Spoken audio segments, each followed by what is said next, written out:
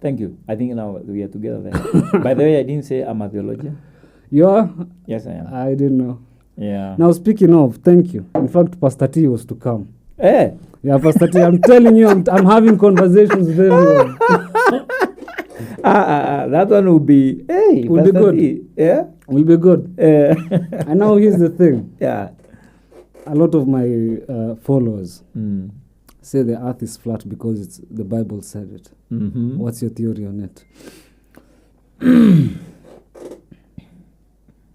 The earth cannot be flat, and for someone who was burned alive for saying the earth is not. And this is simple, and it has been proven by science that it cannot be flat. The Bible does not say the earth is flat in the sense it says it's a... You see, Bible has a language that most people do not understand. There are things in the Bible you take literally, and there are things in the Bible that are just examples, and others are just make-up examples. Or figurative speeches, because Yes, the people... bloated Yeah. figurative statements. Mhm. You know, for example, it is easier for a camel to go through a needle's eye than a rich man to enter heaven. Okay. So that is Figurative speech. yes. So you can't take it literally. Mm-hmm. So therefore, when you say the earth is round, did the person who wrote the Bible get that word from God, or did they study science? Mm-hmm. There are very learned people who are in the Bible. One of them is Daniel. Mm-hmm. And the other known person who was very educated was the handler of Paul, who is Dr. Luke. He was a medical doctor. Luke the apostle? No. The Saint Luke. Saint Luke, sorry. Yeah, who has Okay. written the book of Luke. The guy who was a doctor? Yes, he was I a medical didn't know. doctor. Uh-huh. Yeah. So they were very learned. Mm-hmm. They never talked about the earth being round. But if you look at earth today, flat. If you look at the earth today when you're walking, how do you see it? It is Spread flat. out, yeah. It is flat when you look at it from your view. But look at it from the globe. That narrative can be accepted as far before the invention of things like telescope or satellite. Because today we can study Earth with a satellite from any angle of the space. And you look the Earth the same. It's round. It's not flat. You won't see something that is flat. You see something that is a ball. So we have come from there, and someone who ignores that is someone who is blinded, and someone, I think, who is heretical. So it can't be. Do most theologians believe, because the moment you talk about you being a theologian, Yeah. you're qualified to say, I have studied the Bible in depth. I have, and I have qualifications. Thank you. Academic qualifications. That's No. how you become a theologian. You know, as in tukiwa huko Nyahururu, Mm. the pastors used to come for Sunday. They were not theologians. No. Ni part-time pastor, part-time farmer. Yeah, it's just someone who knows how to read the Bible and shout a lot. Thank you. So, I've actually told my followers, if you're coming from a Christian perspective, because I've actually gone down the rabbit hole. Isaiah chapter something. I was waiting for the word rabbit hole. Okay. You are taking long to say it. So, Yeah. again, I went down the rabbit hole. Yes. Isaiah something talks about God sitting on a throne, looking at the earth as a circle. Anytime I presented it to them, they were like, apana, haisemi hivyo nini. You see? However, I told them, look, let's put science aside. Let's assume even science has been compromised. Let's put science aside. Let's put religion aside. Let's work with observations. It's as simple as that. Because I've had the flat earth theory, and trust me, at first I thought it was just... There are things called 4chan. 4chan is like these dark jokes. Mm-hmm. So I thought they were 4chan content. And I was like, until I started doing content, until these people are actually serious. There's the firmament Jew. We cannot pass the firmament. Yes, I understand the concept of the firmament. I don't believe we can go past the atmosphere of the earth. You get? However, let's work with observations. Tell me how the moon changes phases. They can't. Okay, tell me how the seasons happen. They're like, okay, the sun changes positions within that flat surface. I'm like, okay, fine, it makes sense. I can work with that narrative. Okay. Explain to me time zones again using that same narrative. They can't. Because you see, you have to tie some, you have to tie something to another in order for it to make sense. See? They cannot make sense. And I've constantly told them. I've spoken to, I think you're the seventh theologian, because I actually like going to experts. I go the distance of calling someone. I'm like, yo, what does the Christian Bible talk about? Because in Islam it's clear. It tells you the earth is like an ostrich egg where the sides are bulging out, and because it's not a perfect circle, it's a sphere, right? And now, since you talked about you studying the Quran, what do you think of the scientific evidence imeonekana kwa Quran? Because if you compare all the religious books from the Torah to the Bible to the Quran is the most scientific. Like, it gives you scientific relations. Because one thing is, I'm not trying to like make this a debate. It's just a conversation. The Quran speaks about the stars constantly, the universe, constantly expanding. It also talks about the seas that do not mix. You know about the seas that do not mix? Atlantic and... one is a fresh water, and you can actually see these are two seas that do not mix. It also talks about embryology. And you have to understand, the Quran was revealed to a person who was illiterate. 1400 years ago, how did this person understand embryology? Because it tells you, from a drop of sperm, this is how the baby grows. Have you like actually checked out the scientific in relation to Quran? Yes. No, because when I was doing that, studying the Quran many years ago, and once there is a guy who almost convinced me to be a Muslim. How's this guy? He's called Sheikh Dawood. Okay. Yes. He's written a book. He has written several books, and I read most of his books. And I'm also a very curious person. So it's me, my son, and my daughter who are very curious. My firstborn. We don't just accept things that you're telling us. We will agree.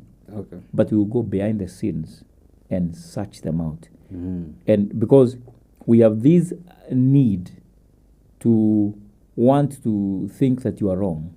Okay. So we want to find out how wrong are you.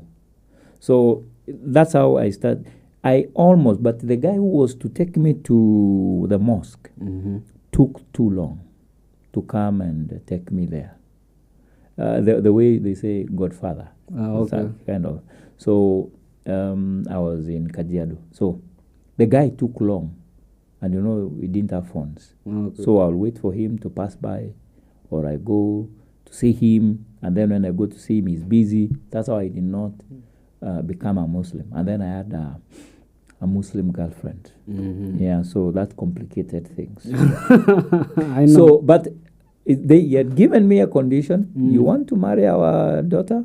You have to convert. You must convert. But if hypothetical, if you are a Muslim man, let's just flip the script. You are allowed to marry a Christian woman you're allowed. without her converting. Without her converting. Because of Abuja Declaration. What do you mean Abuja Declaration? Then not go there. No, let's go there. No, that's complicated. I don't like talking about it. Okay. Because it is not. It keeps us in a place where it is us versus them, which is not good. Us versus the women? No. Christians versus the Muslims. Okay. Okay, let me give you why, as in it said so. Like the... No, I was answering the question. I have not done the scientific inquiry. Okay.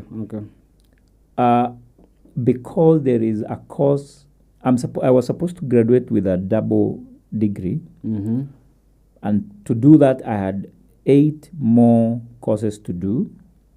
And one of it was comparative religion, which I did not finish. I did the introduction. But if I finished, then I will have gone into now research on the deeper research on Islamic claims and in relationship to both the world as we see it and also the scientific inquiry or foundings. But and the other one was I had 3 of them, and then they were going to lead me to a capstone, which would have taken a lot of my time for me to be able to get those 2 degrees together. But in some point, I'll do them when I'm finishing my master's. Perfect. In fact, when are you finishing your master's? You see, now I'm doing 3 courses. I'm doing Bachelor of Entrepreneurship and Business.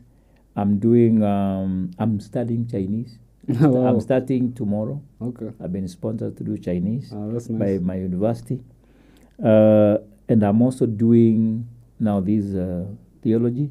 So I'm sacrificing theology for entrepreneurship and business. So that I can finish it fast because of the things I want to do. But I'll finish probably in the next 3 years. I put it as stop, but I'm remaining with some small things to finish. I guess then in 3 years, Doctor, we will revive this conversation. Yes, we will. Inshallah. However, we will. Let's talk about that content of yours, the horticulture, the one you shot. Yeah, the bill. Eh? Yeah, the horticulture bill, because in my perspective, again, I've gone down the rabbit hole a lot. So the moment I just started seeing your content, I was like, I really relate with this dude. So let's go. Okay. I will talk at it in general terms. Because when you go into details of one bill, it will be a lot of things. It won't show the real picture. I want to paint the picture of what's happening in our country as regarding these bills. I call them devilish bills. These are bills that are sponsored by people who do not have the interest of the country at heart. They do not care about the people they represent. And they are manipulated or motivated by some hidden dark powers. Why do I say so? For example, let's begin with the very first bill that came into Parliament. The bill was about agricultural. No. They brought about the dairy farming, not the dairy, dairy farming. That is the cows, the sheep, the goat, and they brought about the seed bill. They brought about, I think there are about 7 bills. You know, we have even lost count. And there is a purpose and the reason they're bringing them all together in successive periods, such that you finish discussing this, they bring another one. Before you finish discussing, they bring another one. And all of them are lumped up into Parliament. It is for one reason, to wear us out and to pass some of them behind our back. When you are fighting these 2, these 3 are going through their second reading, their third reading, waiting for the president to ascend. This is caused by globalists, which is it's a conspiracy theory. That's what globalists and you know, when you want to brand someone as not reliable with the information they're talking about, and you're not a politician, you call it conspiracy theory. When you want to brand someone's information as untrue, in political circle, you call it propaganda. Now, in normal social discussions, we have conspiracy theories. Those are the things we believe are happening, but we don't have the full information, or it is done in a very secretive way. The common man cannot be able to decipher it. So it requires you to think carefully and then put 1 and 1 together, like you did this 1 plus 2 thing scientifically. So, and also think about God, the design creator. So the bills that are coming, they are meant to take the powers of us deciding our food security. That's the whole goal. Because if you look at the 7 bills, whether it is about agricultural professionals bill, whether it is about dairy and livestock bill, whether it is about Ndengu bill, can you imagine a bill about Ndengu? Mm-hmm. Cashew nut bill. I think there is avocado bill. There is macadamia bill. There is then cotton or something. All of them are controlling our production processes. That is it. When you control production processes, then you have infiltrated our food security. And remember, food security is national security. Mm-hmm. If people are hungry, they will begin to kill the rich to get food. But because they know Africa is manipulatable, and the poor in Africa, most of the time, they don't have the guts to rise up and stand. If it was not for you, Gen Zs, we will be paying right now the motor vehicle circulation tax of 2.5%. Imagine what that will do to us renewing insurance, which in Kenya is a law. In South Africa, it's not a law. You can have insurance if it's like medical insurance. You can have it if you don't want. But if you hit someone on the road in South Africa, munaelewana. So they want to control the production cycle. Make it, they are kind of telling you it's not so much about the money they are going to charge us. But this money they are going to charge us are just punitive measures to scare us. Look at what they have put there in that bill of horticulture by Sabina Shege. Mm-hmm. Can you imagine being fined 3 million Kenya shillings? Just for not taking a license of 10,000 from NEMA to produce vegetables and fruits. Mm-hmm. So in short, what I'm trying to say is, not one bill, there are 7. And Kenya should not lose sight of the 7. What are they controlling? They're controlling our food security, and by that, they are doing it through production processes, making it difficult and making it impossible so that we can be completely and always reliant on food supply from elsewhere, but not us producing it. That's the whole purpose. So we can't go deep into each one of them, but that's the message that everybody must get, and then they can go and investigate for themselves, because these bills are quite small. There are few pages. Someone can read them. And the good thing with what Morara is doing is that civil education. Yeah. You see, the moment, and also the globalists are trying to censor language. Have you read a book by George Orwell, 1986? No. It's a book by George Orwell. You have read The Animal Farm, though? Yeah. It's the same writer. Now, George Orwell speaks of a future dystopian society where language is weaponized, you see, in the sense that you are told not to use certain words, of which... I don't know whether you know now TikTok is crazy. Do you know in TikTok, you can't use the word fool or foolish or stupid or useless in any context. Now continue, please. So George Orwell was speaking about a dystopian society where totalitarian. There you go. That word actually, totalitarian. There you go. There's a totalitarian state whereby the government controls everything, to how you talk to. This guy wrote a book in the 70s, in 1870s, a book about 1986 in 1970, meaning that was his imagined future. Wow.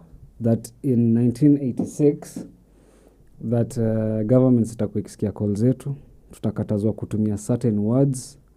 There will be things to do with double speak. Now look at double speak. An example of double speak is the US Ministry of Defense. What is US defending? They have been in war ever since. Wanafaa kuitwa Ministry of War. You get it? They have been in war ever since their establishment I till didn't today. coming that way. Huh? I didn't see it coming that way. Exactly. So Yeah. George Orwell, what is like the same way in Animal Farm. Mm. It's like he's trying to tell you a story of what the future would be, and actually, there is an adjective called Orwellian. Anytime you say that's an Orwellian term, Yes. they know you're talking about George Orwell and what he predicted. Mm-hmm. Like propaganda, for example, like PR nowadays, it's not propaganda, it's public relation. Public relation is an Orwellian term because it evades responsibility. The reason why they are weaponizing language is they create a language that will evade responsibility and would not like display the whole truth. You see? And one of the things utaiona, and when it came to propaganda and all this tribal war, do you know that narrative ya Wakikuyu na Wajaluo was mainly brought up by British. Of course, divide and rule. Exactly. Yeah. Ile story ya Wajaluo wakikuwa in power, wataenda wafanye kitu wanataka. Do you know that propaganda has been happening for a very long time? That was the British, because the British were the first people. There's a bit by a person called Faye Gatson. It's called Wartime Propaganda in the 1980s. It talks about how British were successful in World War I. And now they brought, towards the like entry of World War II, is when they now finessed the art of propaganda. It was called the Ministry of Information. You get? Is it? Double speak again. Exactly. Which information? Ministry of Information, but they are controlling the information. Hata hizi Makikuyu channel zote na nini, the British used to control them. Now, remember, Africans have been programmed to vilify Hitler. But you know, Hitler did nothing to Africans. In fact, I can even go further and say he helped most African countries get their independence by weakening European states in World War II, because they could not fight Hitler and colonize us at the same time. They had to choose their battles. They had to choose their battles. However, the British, as they are colonizing Kenya, wakakuja wakaambia people of Central and every other place that Hitler is coming with the Italians hapa kuinvade. It's either mtusaidie kwa hiyo ama mtakuja na achukue vitu zenu zote. It's better us that tulikuja quality education, of which that was not the point. So the art of propaganda goes also back to British. Wao ndo walileta wakatuambia Hitler is bad. And have you seen those translated AI voice overs a Hitler when he was talking? You've seen those videos when he was talking. Many. There are so many, but have you tried to translate them? It will blow your mind because... But is there any true one? There is, because you know there are people who have actually translated one with AI, and it's actually from the German translation directly to him speaking in English. Because the one that is very famous is, of course, the one that is in a room with generals. That's the one I'm referring to. But the one with the campaigns and meetings, I think I've seen interpretation. Yes, he was actually begging the Akina Winston Churchill that he doesn't want to go to war. So to surprise you, I did a whole module on Hitler. Okay. When I was doing sociology. Oh, let's go. Let's go. I don't know. Hitler had an ideology that he wanted implemented in the world. And not everything, people may think that Hitler was this evil person. The only evil part of Hitler was his killing. But he had a very good and a brilliant idea. And remember, this idea was sold to him by socialists and some communists. So there was a combination of both. So Hitler is not as bad as people want to make him look. But because he killed Jews, forgetting that Russia killed more. And the dictators of the world have killed more people than Hitler killed. And what you need to remember is, during Hitler's time, life meant nothing. Life was not as valued as it is right now. Today, you kill one person, there is news all over the media. That time, they used to go and kill an entire village. And you won't hear anything about it. Because it's normal to kill people. People used to... Dying is normal. So he was in such a generation. Or of course, I know there are some people who will oppose this, what I'm saying, but life has become more precious as we keep on growing. But when in the African context, it is not. We've never reached where we have lifted the sanctity of life. Look at what's happening in Congo, or what happened in Darfur. You know, some people are so quiet on many things. I don't know whether you've ever wanted to know what happened really in Darfur, or what happens in Oromo in Ethiopia, or the war between Eritrea and Ethiopia, or the war in Somalia, and, you know, different Somalia clans. In Africa, killing humans is taken as normal, but not in some developed countries. And this is the tragedy. And I think this we have not progressed from where Hitler left. Why? If you look at what Ruto has done so far in his presidency, if you look at what happened in 2008, 1,300 people died. But we just forgot and we moved on. And we elected the people we suspected were involved. Then look at what is happening. The Gen Z on 25th of June, they died. It is like life has moved. But it is us now in X who are, some of us who are in X and other social networks, that we are trying to remind Ruto that this is what you did on 25th, and you have continuously done it, where you can take people hostage for the things that are happening in Africa, and the Western countries are supporting it. Because the reason I say they're supporting it is because what are they doing about it? Where are the sanctions that you're doing? If you look at what is happening in Gaza, I'm a Christian, and I read a Bible believed to have been written mostly by Israelites. But you see, when we are talking about, I know I'll be beaten about this. When we're talking about Israel, the biblical Israel, we're not talking about 2024 Israel. You're right. And when we're talking about Israel, we must know there is a spiritual Israel and a physical Israel. God refers mostly to the spiritual Israel, which is me, who has been, I'm called a wild branch, who has been grafted into the real tree. Now I have become the spiritual Israel. There is a place for the physical Israel, but the current physical Israel is indifferent to God. And therefore it cannot be allowed that Christians are defending the current Israel that we now have. Because in this day and age in 2024, why would you bomb an entire town, kill an entire population? You know, some people, and I've seen most of Christians, they are heartless, because I don't like seeing videos from Palestine. What is the big deal? So you giving someone their own country. Why would you want to take someone's country? And is it that you are so selfish that you cannot allow them to be, and that you know they are your brothers? You are not agreeing, but si ugawe mali mwachane. It is wicked. And when you see things that are going on in Gaza, Palestine, or West Bank, and the world is silent, and I'm sad because Kenya voted against Palestinians.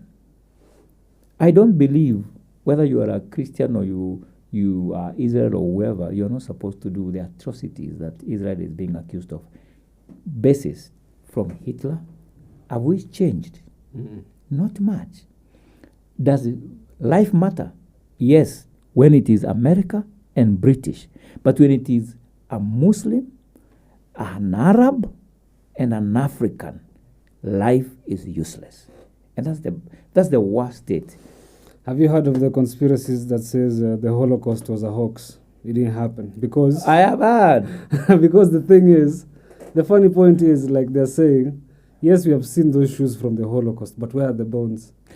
that they say that the gas was so dangerous, it turned the bones into dust, and it kind of reduced it to very small things. But do you believe that? Does that make sense? You see, the fact is people died, but it's not 6 million. I would want to be persuaded how powerful Hitler was to have killed 6 million people. I've always believed that this number was exaggerated. And the other thing, because if you read Hitler's books, of course, he was a murderer. But he was a murderer because the Western infiltrated his movement. Actually, it's the Jews. And when you discover that you have infiltrated, there's a traitor here. What do you do with a traitor? You eliminate them. You eliminate them because you want to protect your turf. So Holocaust could have been, it could have killed maybe 600,000, something like that. The world population was small, Buana. We didn't have all that people living in Germany. Where? I don't think it is possible. Actually, I didn't look at it from that way. I don't think it is possible.